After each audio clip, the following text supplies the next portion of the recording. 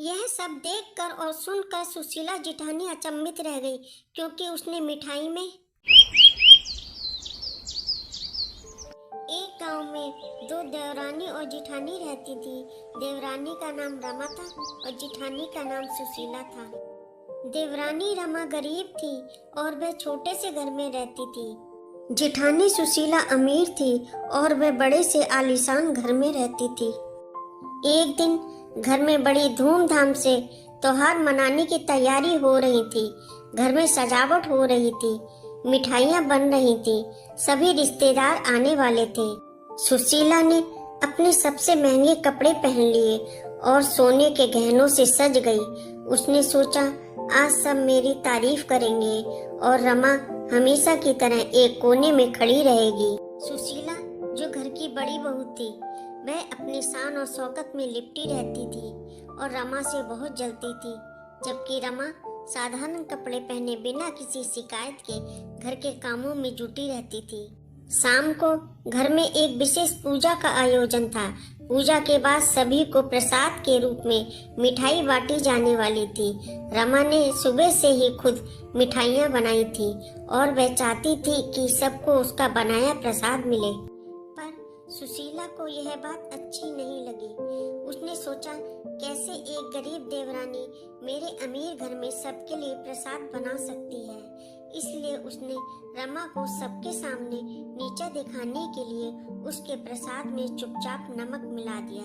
रमा ने जिठानी सुशीला को यह सब करते हुए देख लिया, लेकिन कुछ भी नहीं कहा।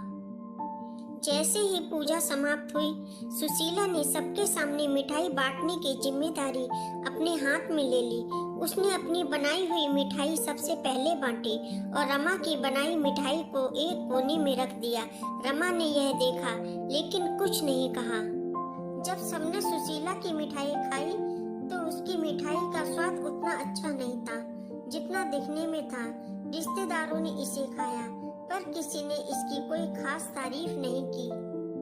फिर एक बुजुर्ग महिला, जो परिवार की सबसे सम्मानित सदस्य थी, उन्होंने रमा की ओर इशारा करते हुए कहा, रमा, तुमने भी तो कुछ मिठाई बनाई है, वह भी जरा खिलाना।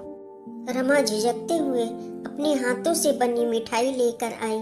सुशीला जिठानी मन ही मन खुश हो रही थी कि जब सब लोग रमा की मिठाई खाएंगे तो उसकी मिठाई की बुराई करेंगे और उसको भला बुरा कहेंगे, क्योंकि सुशीला ने उसमें नमक मिला दिया था।